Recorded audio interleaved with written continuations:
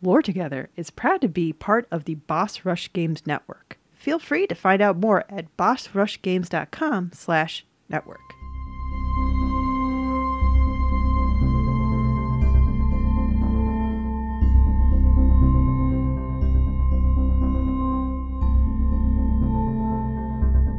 Hi, I'm Safi. And I'm Mystic. And this is Lore Together. This is the podcast where a husband and wife team go over all these storytelling, world building, and characters of video games because it's what we like to do together. We lore together. Yep. And this is episode 110. 110. I have nothing witty to say. It's been a week, guys. It's been a week, and we're so happy that you're here to help us get through it. This is a highlight. I've been looking forward to this, actually. So, Mystic, you got a spiel you do. Right. I'm not trying to do any clever segues for Thank a you. while, okay? If you'd like to contact us, you can do that in many different ways. Instagram, Mastodon, Reddit, YouTube, Steam, and Discord down in the description, or through email at loretogether@gmail.com. And if you'd like to support the podcast, and we hope you do, you can do that in two different ways. First is thumbs up, 5 stars, likes, hearts, whatever it is, wherever you're listening, we do appreciate it. The other way is through Patreon at patreon.com/loretogether. We can pay a per episode pledge to get early access to the episodes, early access to Let's Plays, exclusive access to our short episodes, and anything else I'm missing? Tabletop stuff and fiction stuff. That's a good point. Yeah. We should pre-release. So, side note, I'll just say it to the public. I've been, while we're going through the crazy stuff we're going through these last couple of weeks we've alluded to, I am gonna try to do some more writing stuff, but some of that will include Patreon exclusives, including looking at the stuff I'm working on for Gen Con. So, Which is game related. which is definitely, some of you know exactly how it's game related, and maybe someday we can incorporate it into the show. Yeah. But for now, I'll just allude to that, and hopefully Mystic will help me with part of that, but I'll talk to him about that later. So, if you have been keeping up with the show, you're finished with your spiel, right? Oh, yeah, we can just go right into it because this is part 2. This is go part listen to part 2. 1, episode 109, if you want the first part. Yeah, it's been a while since we've done a 2-parter, and it's definitely going to be kind of all over the place because it's JRPG. And this one is bigger than the previous one. Great. Yeah. I've also been warned that there will be things that will frustrate me. So, Oh, yes. So if you don't like a Safi episode where Safi goes on a ramble, wait till the next one. Re-listen to the last one before. I don't know. So, Golden Sun: The Lost Age came out in 2002, only a few months after the first game. Because you had explained in the last episode that it was supposed to be 2 games. It was supposed to be One game, game, I should say. One and got game. split into 2, yeah. It got split into 2. Now, you'll see why it was very easy to split this into 2. This sounds like... So, speaking of my writing, I'm sorry. Everything comes back to my story in my brain recently because it's my obsession. You'll have to deal with this like I do. So I had an outline with a certain number of chapters. I'm like, okay, I can make a book into this. And I started, and I went through the outline, and a good friend of mine who was helping me through it, after a point, she goes, so this is actually a really good part for you to stop if for the first book. And I just my jaw dropped, and I was like, oh, I am writing that much, aren't I? And as I continue to write it, yes, I've already written about 2 books worth of words, and I'm still going. It's quite Mystic something. Mystic is completely annoyed with how fervent I have been about it. But So, anyway. the reason that it works so well as 2 games, Yeah. perhaps not well enough though, some people didn't quite realize that they were the same story even. Oh, no. We begin the second game kind of dovetailing the first because the second game doesn't actually follow Isaac and his friends. I'm sorry, what? This game follows Felix and his friends. So Felix, who, when we did our first hour Let's Play, the one that was swept away by the river? And who was working with Saturos and Minardi. Okay. This is an interesting twist here. Okay, I didn't expect that. All right. Yeah, so this starts up at the Venus Lighthouse, which is where we ended the last game. This starts up about maybe an hour or so before the end of that, before the Venus Lighthouse goes Oh, yeah, and we had a bunch of reveals of, lit like, up. who's where. Yeah. Exactly. So, while Isaac and his group climbed the Venus lighthouse, Saturus and Minardi had Felix and Alex take Jenna and Creighton out the front exit of the tower while they went up to the top with Sheba. Felix then went back up to confront Saturus over his dragging Sheba into their quest, which is when we picked up with Isaac finding them arguing. Right, exactly. And so Jenna, Creighton, and Alex were left to fight their way through the large group of villagers waiting outside the Venus lighthouse that demanded Sheba back. Yeah. And it goes kind of funny, actually. Alex just kind of takes care of them entirely by himself. So Oh, okay. Huh. the three of them make it to a peninsula near the Venus lighthouse named Itajima, where Minardi had moored her personal Lemurian ship. Unfortunately, Saturus and Minardi would never arrive. When the Venus lighthouse racked itself, Oh. basically, once the beacon is lit, it starts shaking, and the surrounding lands all shake with a violent earthquake. Itajima is torn away from the mainland, Oh, geez. and in a bit of That's an not earthquake, all right. not at all scientific science, becomes a buoyant island floating in the water. Yeah, that's definitely some not really scientific, but we wanted it to look realistic enough anyway. This is also a world that, as we established last time, is flat as a pancake. So, Yeah, there could be, and depending on if it was built on like lava rocks, which keep a lot of air, maybe you could we're find. going to science this. We could look. This is the problem with my writing when it comes to fantasy. I'm like, how do I write fantasy but make it logical enough so that nobody just thinks I wrote a fancy Latin word Right. to write away an issue? So That's anyway, my thing. this new island just starts floating east out into the Great Eastern Sea, leaving Alex, Jenna, and Creighton marooned. Oh. After Felix and Sheba survived their fall from the lighthouse, Yeah. Oh, yes, that was a pretty intense send-off in the last Felix episode. swims with Sheba all the way to the floating island, regrouping with the others, and that's putting it loosely. They're kind of just collapsed on the beach, and Alex finds them. Oh. So, at this point, the group is Alex, Sheba, Felix, Creighton, and Jenna. Creighton, and Jenna. Creighton's not a combatant, so. Okay. Unfortunately, they're now all marooned with a ship they cannot use because the black orb that Saturus used to control the ship is up with his body in the lighthouse. Oh, great. So, suddenly, an enormous tidal wave originating from the Great Eastern Sea washes over the island. Itajima is driven south. Cue the song Wipeout. Nope. Yeah, please. Please. Sorry. Itajima is driven south into a small island continent named Indra, and Indra itself is driven a short distance southwest, so that it is sandwiched between the lower tip of Gondwana to the west and the upper left tip of the continent of Oceania. So basically, we have closed off a strait between two continents with another Can you imagine subcontinent. how many trade routes that messes up? Jeez. When Felix, Jenna, Sheba, and Creighton regain consciousness, they notice Alex has gone off on his own, but they can also explore a new continent. One thing the party needs to continue their quests of lighting the lighthouses is a boat that they can actually use. Right, that would help. Since we've changed teams, let's discuss some motivations. Jen is here because her and Felix's parents are actually alive. Mm-hmm. Like Felix, they had been rescued by Saturus and Minardi from the boulder, but they have been kept at Saturus' hometown ever since in order to coerce Felix into joining the cause.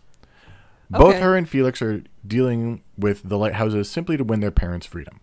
And Jenna was with the original trio. Jenna was with them until the Soul Sanctum when she got abducted by Saturus and Minardi. Right. But Yeah. now she knows what's happening with her parents, so she's Yeah. motivated to help with Felix. Okay. We actually start the game as Jenna for a little bit, but Okay. Sheba, on the other hand, insists that she stay with Felix for his journey for a reason she does not disclose, instead passing it off as her destiny to do so. Boo! That makes me suspicious is all get all. Boo. We just know her and the shaman rod will be important at the Jupiter Lighthouse. As for the old scholar Creighton, he can't fight. Right, that's fair. He is eager to learn all he can about the secrets of alchemy, which we now know is at least partially for Bobby's sake. Bobby's sake. Bobby, his patron or whatever. Oh, yeah. okay. Yeah, I'm sorry. There's Safi should have listened to the last episode before doing this one. so many. Look, if I could have, I would have. It's been a week. It's been a week. Yeah, I just but I do remember who Creighton is at least, partly fair. because he was in the first hour of the Let's Play. So yeah. Bobby was the one who basically told Creighton, go check out alchemy because my life extending draft has run out. Right. And I need to research alchemy so that I can live longer. And yeah. Right. Also, don't trust that, but okay. The party begins their search for a ship by heading down to Indra. And it goes without saying that, much like Isaac's group, Felix and his party will have to fight the wild monsters of the world and will also gain the assistance of Jin. Who's ready for vermin fighting? Yeah. We are going to bypass all of that. After passing through the tidal wave affected town of Dala, I think Daila? Daila? Daila. Daila? Yeah, Yeah, I would Daila? say Daila. The town's boats are ruined and their crops are covered with salt water. It's a rough time. Yeah. Felix detours to the Kandorian temple to train up their rudimentary psi energy abilities under the head monk Master Poi. Then use what they learned there in the shrine of the sea god tower east of Dahlia to help free a pair of children that were stuck because of the tidal wave. So we're not bad guys, we're just not on Isaac's side. Right. Well, on a return visit to Dela, the party comes across Alex, who has been searching for a boat himself. Alex reports that Dela does not have any boats at all. What? What? They're right on a coast and they don't have They're all boats? wrecked. They all got wrecked in the tidal wave. Okay, fair. Never mind. I actually said the town's boats are ruined in the last paragraph. I'm sorry. I'm keeping up as best as I can. You've got so many proper nouns coming at me. Fair. And Alex was told to try the town at the southern end of the continent, Madra, M-A-D-R-A. When Felix offers for Alex to join, though, Alex declines, stating that he simply prefers to work alone and then leaves. Deciding to let it be, the party heads to Madra. I feel like we're going to have a fight with Alex sometime in the future. In Madra, they learn that prior to the tidal wave, the pirate Briggs had been sacking settlements all across the Great Eastern Sea, but after the tidal wave, Madra managed to capture him and jail him. Nice. The rest of his crew invaded Madra to bust him out of the prison, and Briggs made his escape to Oceania via a Lemurian ship whose lone captain had been knocked unconscious by the tidal wave. Oh, no. The Madrans tried the captain as if he was in league with Briggs and imprisoned him. What? Upon investigation, Felix and his friends find out that the jailed captain is a Mercury adept named Piers. Ooh. Interested in Piers as both an adept and the owner of a ship they could possibly use, Felix's party decides to head to Oceania to put Briggs in his place and secure his vow that Piers is not one of his men. Oh.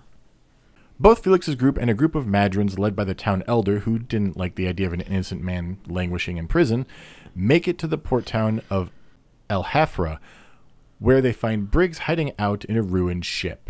Okay. Our heroes go into the ship and defeat Briggs, who is then jailed in El Hafra's prison. Mm-hmm. Briggs confesses he stole from towns in the Great Eastern Sea because the oceans of the world have been heating up, which was having a serious impact on his people. Oh. His people being the Champa. And their The Champa? Yeah. Okay. And their way of life. Before leaving the town, our heroes try to fix the broken ship, but their psi energy is insufficient to free the ship from debris.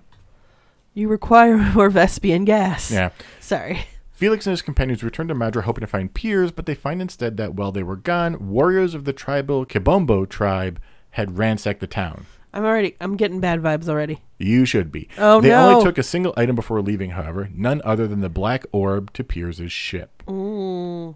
The Kibombo would not at all be handled today the way they were 20 years ago, and even back then, this was a problematic portrayal. Oh, no, guys. they it look- happened. They look and have been styled, and their buildings are styled akin to pre-colonial sub-Saharan Africa.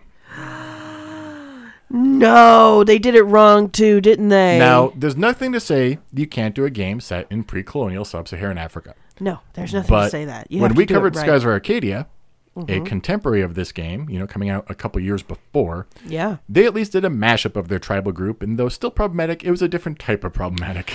Well, yeah, the characters themselves were problematic, and they basically they didn't make the culture a one-to-one analogous with anything that you'd find Right. modern day. Those eyebrows, man. Those eyebrows were crazy. The hair colors were kind of weird, and they lived in trees in a way that people culturally don't. Yeah. So it made them a little bit more kind of like elf-esque. Yeah. So it was not as bad, and I think that was wise for them to do. Yeah. And then the clearly there's an influence of tribal cultures, just like there's definitely an influence in Nasser in Skies of Arcadia of Arabic culture. Yeah. But it is like a sprinkling of influence. It's not right. This gets there's sand. There's a camel-like creature. They didn't even have straight up camels, and stuff like that. This is gonna get bad. Guys, I won't be able to say nothing about it. Because here we have everything you'd expect for the trope, including witch doctors. No. What was that game that happened in New Orleans again? Like that we covered. It was the point-and-click adventure game. We didn't get to this point in the Let's Play, but when we talked about the story. Oh, the guy was just such a jerk. What was his name? Yes. Wasn't the one of the woman villain like Tituba? Yes. I just can't remember. Which P.S. I don't know if I mentioned in an episode, but that name is related to I want to say to the Salem witch trials. But anyway. Gabriel Knight. Knight. Yeah, anyway. I'm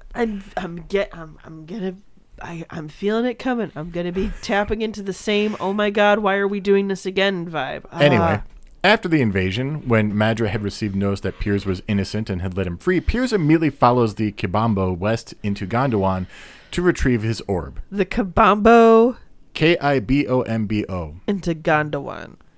Well, Gondwan we had last time, and that's okay. That makes sense as a. I think wasn't there Gondwan a supercontinent in early Earth?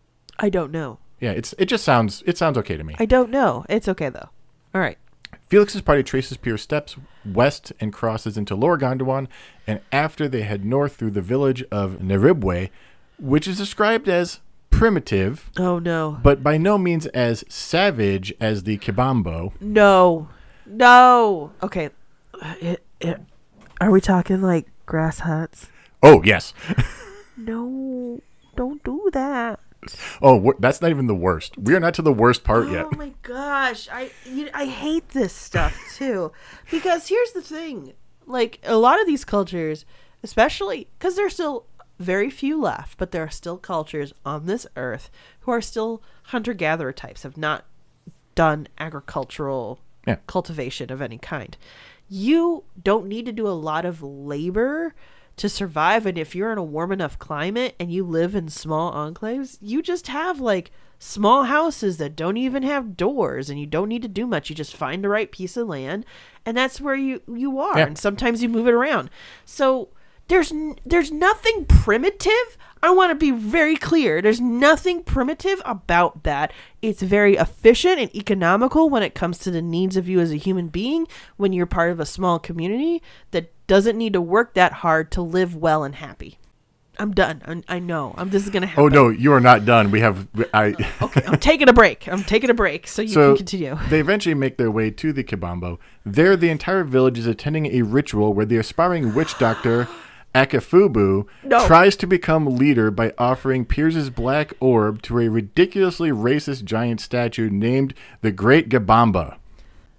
This sounds like this is completely out of a minstrel show. By the way, the music is exactly what you'd expect. It's just tribal drums and everything. Oh, no. Oh, my gosh. Like, it's good, but it's just like, wow, this is way too... This is the thing that bothers me, too, because I'm a big fan of a culture from way back in the day called the Aztecs. The Aztecs were very highly civilized with like a bit of like a caste system sort of thing going on, really big cities and everything. You know what's a thing that these sophisticated people did a lot? Human sacrifice. But yet, for the longest time, the focus of the idea of human sacrifice was mainly attributed to these like deep unfound cultures in the deepest jungles of Africa. P.S. not that many places that are super jungly in Africa. Yeah, it's a lot as of a savanna. continent. Yeah, you have the Sahara there, and then right below it, there's huge savanna.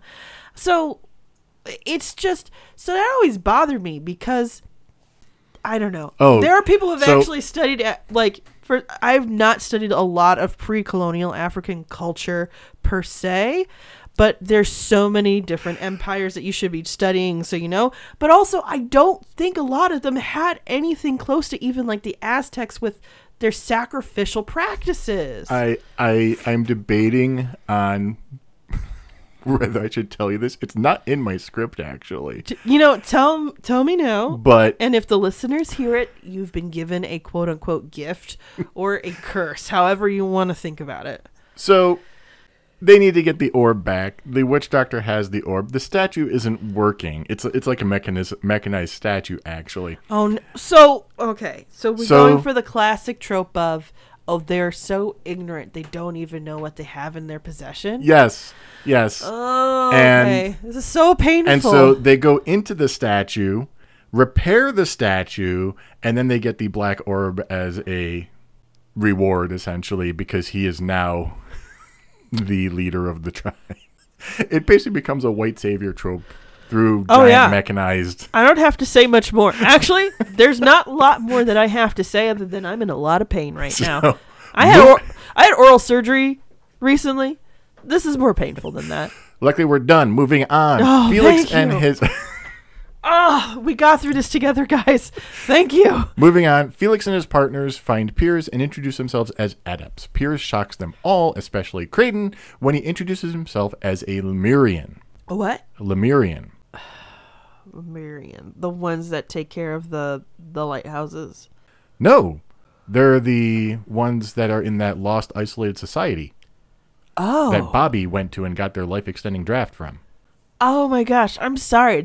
I'm sorry. I'm still recovering from Either way, Piers The other was stuff. driven out of his home. Essentially, he can't get back when the tidal wave struck. Oh, okay. Yeah. So that makes Piers sense. needs the orb to get back home. Okay. Creighton offers to help Piers just so he'll be taken to Lemuria. So he can get, and this is where he has to get the draft, right? No. No, well, yes. Okay. However, Piers declines because Creighton is helping Bobby. And his people kind of despise Bobby because he actually stole that Lemurian ship that he gave Isaac Oh. and also stole the entire stockpile of their life-extending draft. Wow. Okay. Also, I find in stories, if somebody's name is Bobby, even if it's spelled in the Western colloquial way or not, either you're really, really gonna like him or you're really, really gonna hate him. Like, there's no like, if it's gonna be like a neutral NPC thing, they're just Bob. But if they're Bobby, they want you to feel one way or another about him. That's just a thing I've noticed. Creighton assures Piers that he wants to see Lemuria for more than just Bobby's sake and will help him anyway. Okay. So, leaving the whole tribe behind, they all head to Piers' ship. Piers, seeing them help him without need to. Basically, Yeah. you didn't have to help me. He says he will take them on his journey back into Lemuria. That's fair. That's a fair trade. They head to Madra first, though, to explain what happened to Piers to the Elder, who was a little concerned. Yeah. In Madra, however, our heroes encounter Karst, the younger sister of Minardi. Oh. She's looking for Minardi and Saturos. The news of their death goes over about as well as you'd expect, and she swears revenge on Isaac, which is fair. Classic JRPG trope. We had to have it happen at least once per game. After she leaves, the party considers whether they should try to find Isaac's party and warn them, but they know that Isaac will just fight them. Right, fair. So they head to Piers' boat, clear out the monsters infesting it, and use the black orb to control it. How much vermin do we have in that boat? Finally on board the ship and out of tidal wave-induced exile, they all begin an extremely lengthy exploration of all the waters, landmasses, and continents accessible throughout the Great Eastern Sea, and not toward the lighthouses, because the tidal wave and the shifting of the continents has thrown up a bunch of rocky barricades blocking them from getting to the other continents where the lighthouses are, Oh. and they can't make it past it. They don't have the strong enough synergy. So they head to Lemuria, but can't make it past the whirlpools. Oh, no. So while on a quest to collect synergy and increase their power, the group visits various towns and settlements across the Eastern Sea and kind of want to sail into the Sea of Time, but They also discover that Poseidon has reawakened within the Sea of Time and is said to be invulnerable. Poseidon? He's a creature here, like a mythical creature, not a deity as such. Okay. So only an ancient trident whose 3 separate points are all contained within separate towers across the Great Eastern Sea can pierce this shield of invulnerability. Oh man, what a fetch quest. Yep. And we're going to bypass all of it. They get the prongs, but they have no way to actually construct the weapon themselves. Oh. So during their travels, when they first enter Champa, they are suddenly met by Alex again, in the company of Karst and her partner, Agatio. Oh. Alex admits that following Satura's death, he thought Felix incapable of the quest and left. He's perfectly fine with Karst and Agatio threatening Felix to make Felix work faster on finishing all this. What? Yeah. We also get a bombshell here that Bobby has died. So that's one thing we don't have to worry about now. Rather than give up on his quest... That feels like bad writing. I'm compressing stuff down a little bit. It's more relevant to the plot and stuff throughout the game. It just feels like... It's relevant for Kraden. It's relevant for Kraden because Yeah. he was in a hurry to try to get this draft. Yeah. But now Bobby's dead. Yeah. So... But he still wants... So that part of his quest is now gone. But rather than give up on this whole thing, he still wants to see Lemuria. Okay. And seeing it, he thinks will confirm a theory about the state of the world that he's kind of been cooking up now, that he's been traveling the world. I wish that was the original Right. guiding principle of his character. I think it was partly the guiding principle of his character. It's just Bobby was the one kind of financing it. Also, we get more on why Kraden is the way he is later. Okay. Interesting. It just, I don't know. I feel like in a rewrite, I'll be like, yeah, the Bobby subplot doesn't need to happen. Because Kraden is interesting enough as he is with everything else. That's all. So anyway, Kraden has this theory about the world. We don't know what it is yet. We'll find out later. Yeah. But Piers is like, no, I think that you're right. We'll find out. About the quote-unquote theory we don't know about yet? Okay. On a return visit to El Hafra, the party's psi-energy capabilities have become strong enough that they are able to fix the damaged ship that Briggs had been hiding out in. Okay. Briggs busts out of jail at that time and takes the functioning ship back to Champa with a ton of stolen food. Wow. Okay. Our heroes pursue through the hero-worshipping city. Basically, he is a hero. He brought them food. Okay. That sounds fair. It sounds like a Robin Hood situation. Kind of. Maybe. Yeah. But they basically pursue him through the city and then to his mountainside hideout where his grandmother... What? ...uses the power of her Ankol Forge to fight them with a giant monster. The what forge? Ankol Forge. Ankohl. Okay.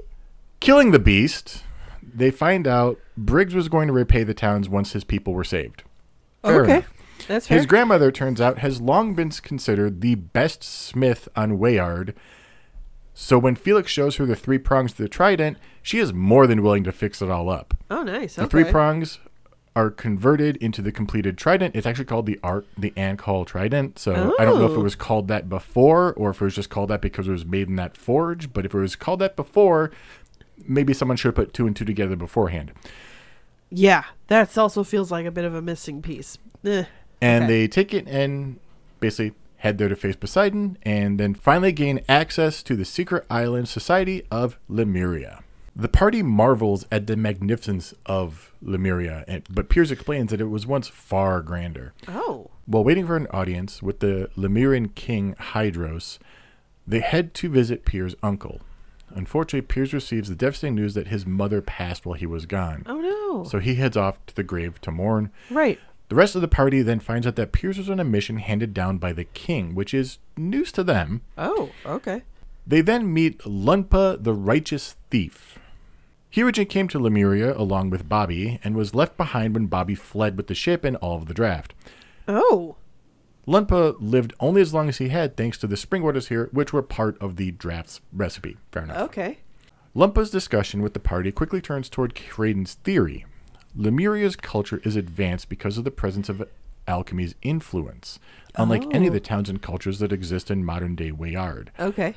The lighthouses and sanctums are impossible in terms of construction to the rest of Weyard, meaning that stealing alchemy has caused society to regress. Oh. Lumpa has another theory and brings them to an audience with Hydros as well as Piers and Conservato, head of the Senate. Oh. Piers's mission was to explore the Great Eastern Seas in direct violation of the Senate. It is then determined that the original trigger for Poseidon waking and the tidal wave he caused and all the cataclysm was Felix's lighting of the Mercury and Venus lighthouses and the changes that their beacons began to have on the world. Interesting. Okay. Conservato is appalled, believing that alchemy was a force that would doom the world to destruction, and not even Felix is certain of what will happen when all this is done. Right. As for what Hydrus intended Pierce to investigate, Hydrus shows a map of Weyard as it was in the ancient past. Then he shows the map Lunpa had brought with him when he came to Lemuria a century ago. Oh. The continents on Lunpa's map are clearly smaller. Oh, it's shrinking then. Pierce confirms that Lunpa's map is more accurate, but that the continents are now even smaller than on that century-old map. Huh. So that's just not society has regressed. Without alchemy, the very world has been in decline and accelerating toward the brink. So now, we're done with pretense and supposition.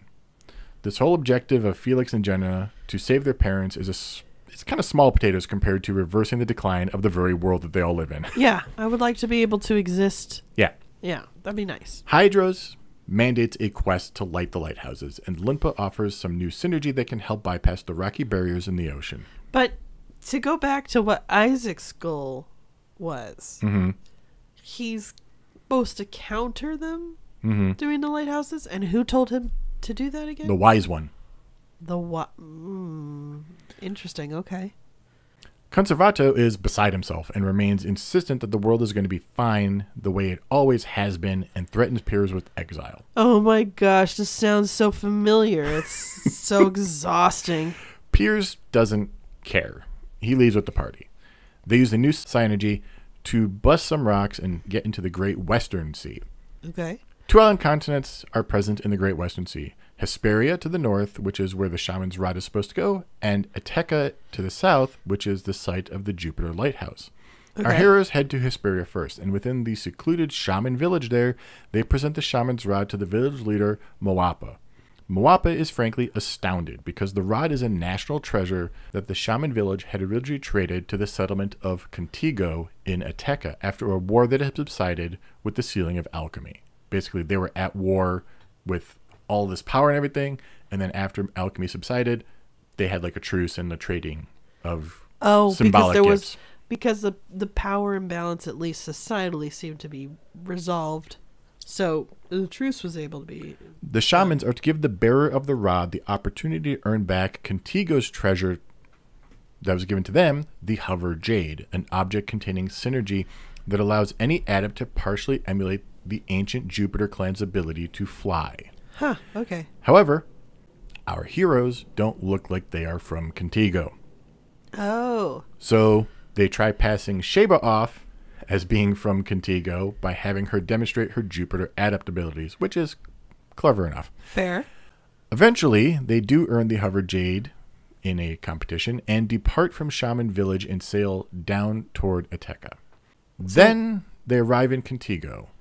And we have 2 lighthouses left we're trying to light? Yes. Okay. We have Jupiter and Mars left. And a group of friends who have no idea that this is the only way to save the world. Correct. And want to do the opposite because of the wise one. They arrive in Contigo, and there's a little bit of news we get here. This is the true hometown of Ivan from the last game. Oh, interesting. And the place where Hammett was entrusted with baby Ivan by his late mother. Oh.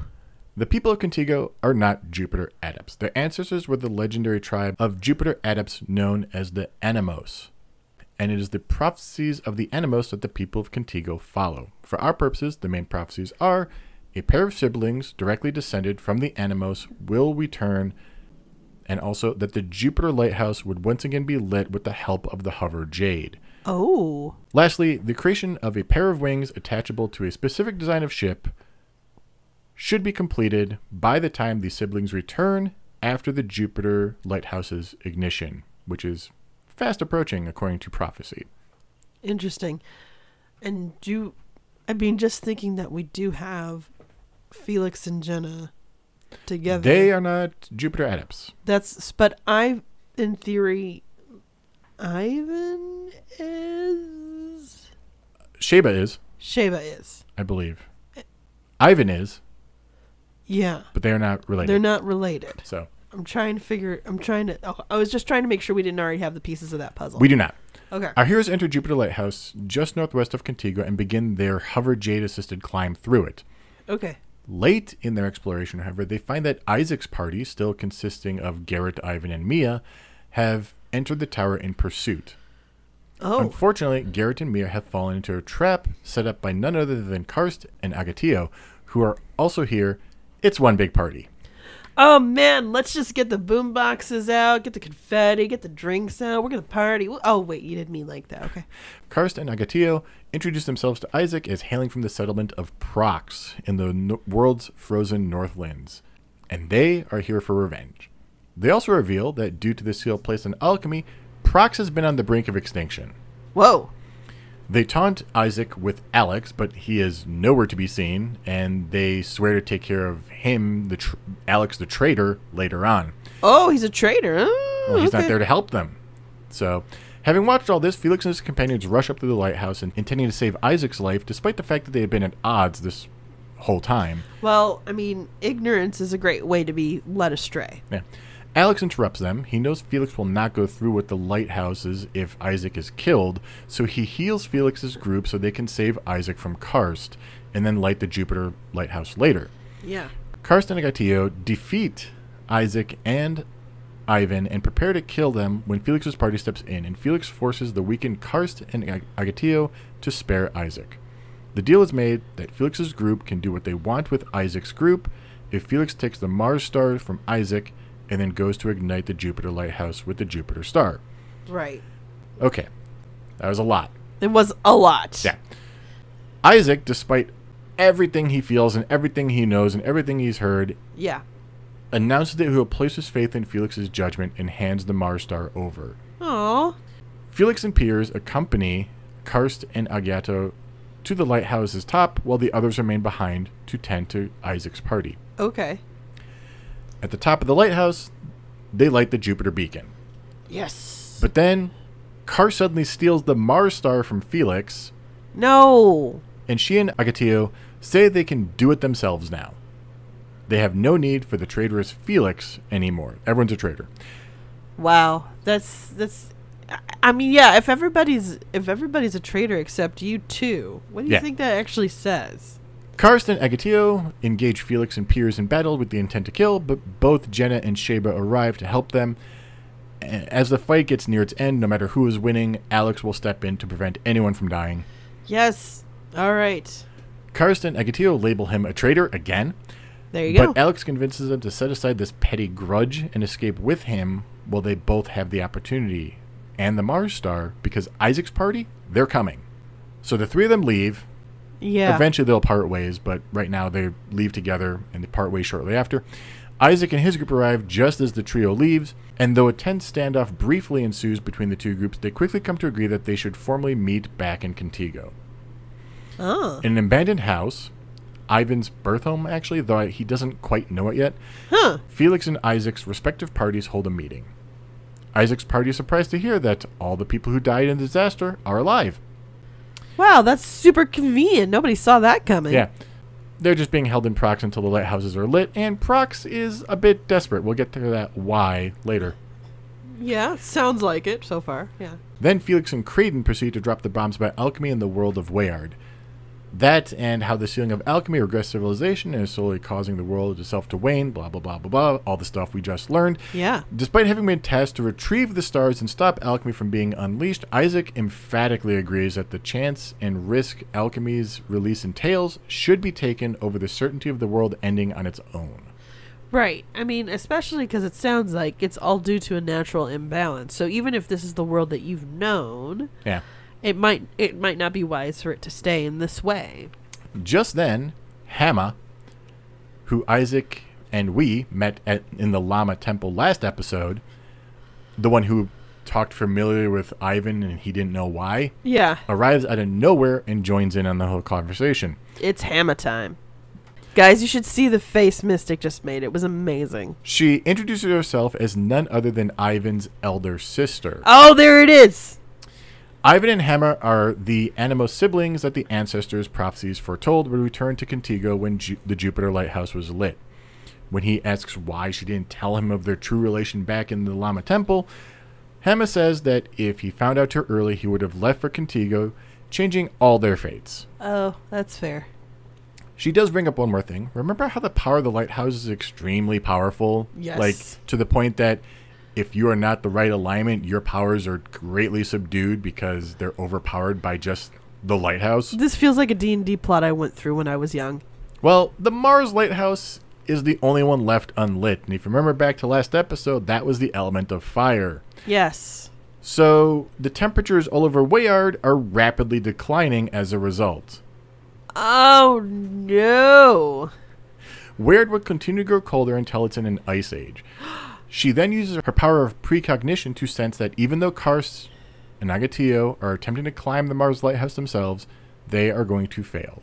A powerful force resides there, and it doesn't want it lit. They should all combine forces and head to the lighthouse as quickly as possible. We are secretly always been on the same team, guys. Let's go. Felix and Isaac, having sorted out all their differences, join their two parties. Felix, Isaac, Jenna, Garrett, Ivan, Sheba, Mia, and Piers, and Creighton is still here in a non-combative advisory role. Oh, man, this is going to make turn-based combat so long. I think you can only take 4 at a time. Okay, So. good. I'm glad that they did that. I don't remember. It's been quite a long time since I played this game. I'm hoping that they did that. Let's say that.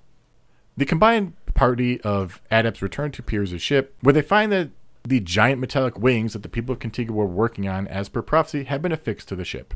Nice. They take to the skies. As they travel, Shaber somberly reveals why she joined the quest after the Venus Lighthouse. She knew from her life in Lalivero that she had a spectacular origin and was adopted. As a Jupiter adept, she believed that if she accompanied Felix to the Jupiter Lighthouse, there she would find some sort of clue about her place of birth or her true parentage. Huh. Alas, she did not find the answer she was looking for. Oh. Creighton consoles her, explaining that he had never known the true comforts of a home or his parents either, because Bobby had taken him away from the village of his birth when he was only 4 years old. What is with all of this kidnapping trauma coming out of nowhere? What the heck? And he had to live his whole life in Tolby as a scholar. He says at least Sheba had a family who loved her. Oh, man. Oh. Pull on the... Oh. Man, ouch. So, yeah, Creighton never had a choice. Like he had to do stuff for Bobby because Bobby was... So he didn't know any other way to be. Okay, now the Bobby plot's starting to make a little bit more sense to me. Our heroes make it to Prox, the hometown of all of our antagonists so far.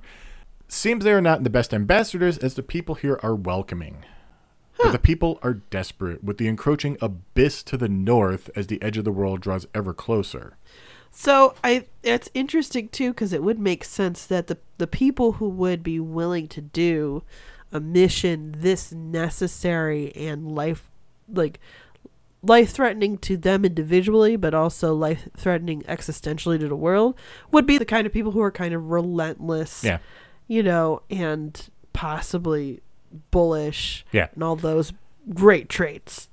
The chieftain of Prox, Puel, discovered that the edge of the world was gradually growing in size and suspected that the seal placed in alchemy was the culprit. Prox originally sent emissaries to Vale to tell them of Prox's plight and try to convince them that alchemy had to be restored to the world. But Vale's elders refused to listen to them and drove them out by force. Oh. So Puel and the elder of Prox had to take it upon themselves to send their best warriors, Saturos and Menardi, to raid the Soul Sanctum, take the Elements of Stars, and go on a journey to light the lighthouses themselves and save their hometown. And then come back to be awarded the Pulitzer Prize? Boo. So much of what we've been doing is simply failed diplomacy on the part of Vale's elders. Thanks, Vale. Oh my gosh, Vale's just pulling the most magnificent, quote unquote, la la la, can't hear you, la la la. So because Felix showed up in Prox and the elder and Puel know that Karst and Agatillo went to the lighthouse themselves, he basically lets Isaac's dad and Felix and Jenna's parents go. He's like, you don't need any more motivation. You got it now. Yeah. When our heroes meet with Puel and the elder, it's quickly figured out that Isaac and his party killed Saturos and Menardi, But since he proved stronger than them and is now working toward the same goal, it's pretty much all forgiven. I mean, not everything is good, but... Oof. There's a fan fiction that goes through all that trauma and, like, I can never forgive you stuff that... Oh, my gosh. I could see it. I could see it now. Anyway, continue. Now, looming over all of this is the Mars Lighthouse, which still hasn't been lit. The people of Prox then ask our huge grouping of heroes to finish the job. So they begin to climb the Mars Lighthouse. Along the way, they encounter and fight a pair of flame dragons. Ooh. When the dragons are defeated, however, they suddenly transform back into the now dying forms of Karst and Agatio. Oh. They had been making their way up the lighthouse when a mysterious force materialized before them, looking into their souls, and summarily judged that they lacked the willpower to see this through. So it turned them into dragons. Karst and Agatio willingly hand the Mars Star to Felix, in spite of their prior disagreements with him. Our heroes are forced to leave the two of them behind and head toward the top of the tower. Oh, man. Karst and Agatio both promise they will live to see the beacon lit at the very least. Like, they're just going to hold out. Yeah. No, that's fair. And a lot of people, when they're in like that, they're like, look, I just have one more thing I'm waiting for. Yeah. Your body finds a way. And you're like, we're going to do it. At the top of the lighthouse, our heroes find something unexpected waiting for them. The Wise One from way back in the Soul Sanctum. Wow. It's apparently quite annoyed that Isaac disobeyed his commands. And everyone responds with, dude, the world is going to get destroyed. Let me guess. Prophet? The Wise One simply counters with the obvious, that if alchemy is unleashed, mankind may destroy Weyard themselves. Oh, so I'm saving you from yourselves. All of our heroes pledge that they themselves will ensure that that doesn't come to pass. As best as they can while time allows, I'm sure, you know. The Wise One responds saying that human nature makes it inevitable that one would seek power and dominion over all, and already knows that someone is vying for that power already. Turns out, Alex is currently climbing the peak of Mount Aleph, and Alex knows far more than any of them do about this whole process. Oh, no. Once all four elemental beacons are lit, their light would gather above Mount Aleph and merge into a golden beam that would bathe the mountain. This light, which the Wise One describes as the golden sun, is the beam of pure, realized alchemy that would herald the return of, alchemy to the world. By being within this light, Alex would obtain limitless power, which has been his goal all along. Huh. Our heroes are rightfully appalled to realize that he used them all. Of course. But Isaac in particular doesn't care. Doesn't care if it's going to give Alex limitless power. To save the world, that lighthouse has to be lit. And like, quote unquote, limitless power. But if you get enough people rallied against a cause that, it doesn't mean that he's going to succeed in the long run. About to light the lighthouse, the Wise One claims that a miracle will happen that will prevent them from lighting the beacon, and then disappears and summons a monster for them to battle, a colossal three-headed dragon. Is that the miracle? Yes. As our heroes prepare for the battle, Kraden realizes what the dragon truly is and desperately calls for them not to kill it, but they all charge into the final battle. Oh. It's a long, hard fight, the most difficult any of them has ever seen, but they are victorious. Woo! However, Uh-oh. like what happened with Karst and Agatio earlier, the defeated form of the dragon then transforms into the defeated forms of three separate people. Lying there dead are Isaac's father Kyle and Jenna and Felix's mother and father. Oh, no. Aggrieved to find that they had been tricked into killing their own parents, Isaac tells them to collect themselves and reveals that he had already known what was happening even as he charged into battle. The fate of the very world hangs in the balance, and eventually they all agree that their parents would understand their decision to kill them to save millions of lives. What?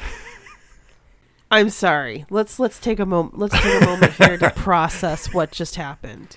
We thought they were dead for years. We find out they're alive, and there's hope. And then the Wise One manipulates things so that they're forced to kill their parents that they thought were already dead. And now they're murderers. Wow. I really hope they have great behavioral health services once they light this beacon, because, man, I don't know how I That took a turn you didn't expect, didn't it? No. Whoa. That is a twist. That is a twisty twist. Oh, my gosh. So Felix casts the Mars star into the well of the lighthouse, and the Mars beacon bursts to life. Hema makes a sudden long-distance telepathic communication. The process has started. All of the lighthouses and Mount Aleph are going to expel a lot of energy, making them very dangerous. In fact, the Wise One is appearing to people in their dreams, telling them to take refuge. This is feeling like the beginning of Star Trek Generations. Hema warns them to evacuate Mars Lighthouse immediately, but the adepts don't even get the chance to decide whether to take their parents' bodies with them or leave them behind, for the Mars beacon quickly engulfs them and the entire lighthouse in energy. Wow. Now that the elemental balance has been achieved, warmth and heat has started to spread back over the freezing world, and Prox is finally getting relief from the blizzard they had been dealing with. In time, even the land masses will grow again. The wave of energy that the Mars beacon expels infuses into the bodies of everyone at the top of the lighthouse, including the bodies of their dead parents, because they are all adepts. Remember, they're all from Vale. That's fair. Yeah. Or at least the parents are all from Vale. Our heroes get themselves and the now not dead 3 adults back to Prox, where the people of Prox proceed to nurse the adults back to full health. The resurrected parents. Yes. Okay. Well, I mean, this will make the therapy so much easier. Not all is going well, though. For back on Mount Aleph, Alex has made it to the top just as the beam of alchemical power imbues within him great power and nearly limitless life. He has succeeded. However, Alex finds he is not as all-powerful as he originally envisioned. I knew there was a trap. The Wise One materializes in front of him and reveals that he doesn't control the totality of alchemy as he planned. Enraged, Alex uses his newfound power to telekinetically push the Wise One back and starts to gloat. But the Wise One literally just slams him into the ground and renders him immobile with a single thrust. Like, just... Oh, is the Wise One... He was like, wait, I know the mistake you did because I did it too?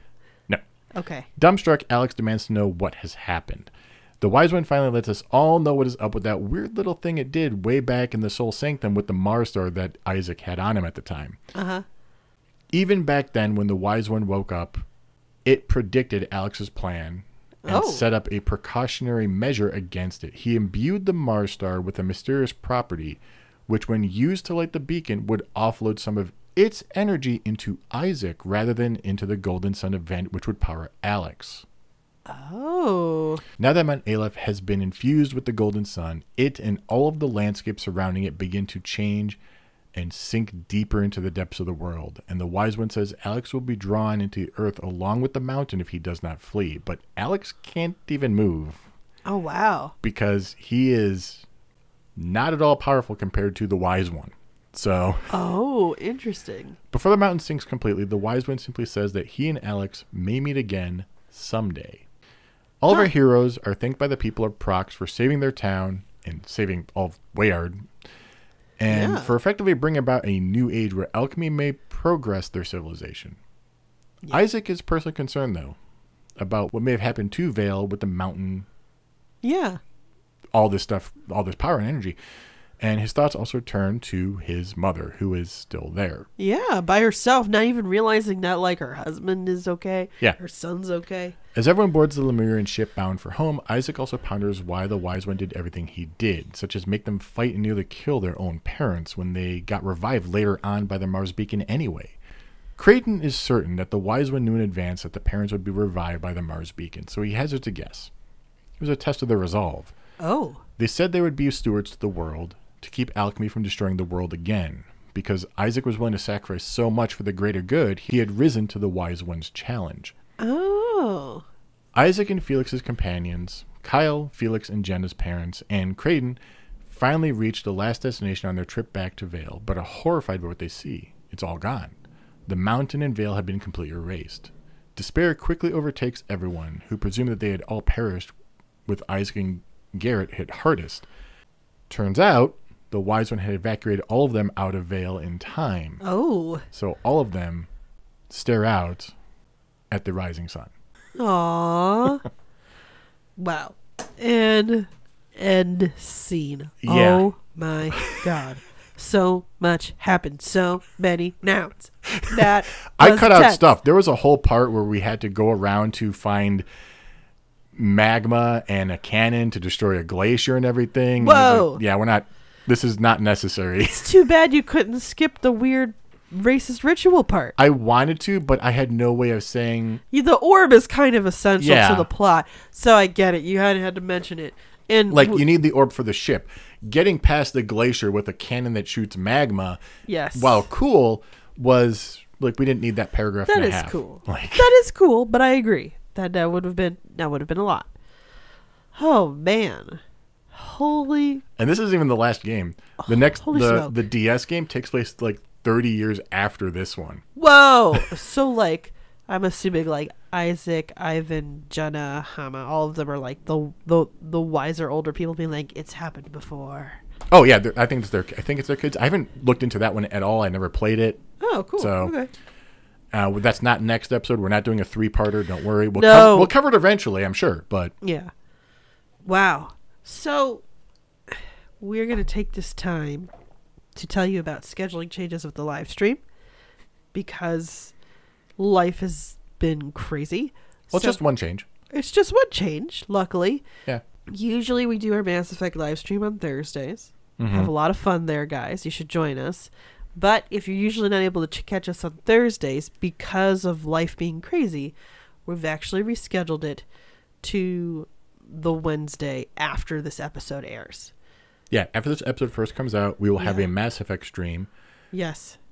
and then the Thursday after, Safi will be playing Golden Sun: The Lost Age for the first hour. Yes. The first hour, everybody's confused, being like, hey, what happened to my main characters? So check the socials. Check our Yes. Discord over at Boss Rush. We're on and YouTube at yeah. Lord Together. Yeah, join us on the Discord. We're still going to be on that even though we've had to do family stuff. We love talking to you guys Yep. on the Discord. And if for some reason you don't have an invite link, just hit us up on the socials. We'll give you one for the Boss Rush Discord. But I swear if you're coming in here for ads, we will kick you out so fast. What? Oh, just not Boss Rush in particular, but there's other Discords I've been in and been getting spammed with like ad bots essentially. So Yeah. so anyway, I'm just warning y'all. But anyway, Thank you for listening. thanks so much for listening. Again, you were the highlight of this week for us, and we look forward to catching you at the next episode, the next live stream, wherever that may be. So, we'll catch you then. Thank you. Bye. Bye.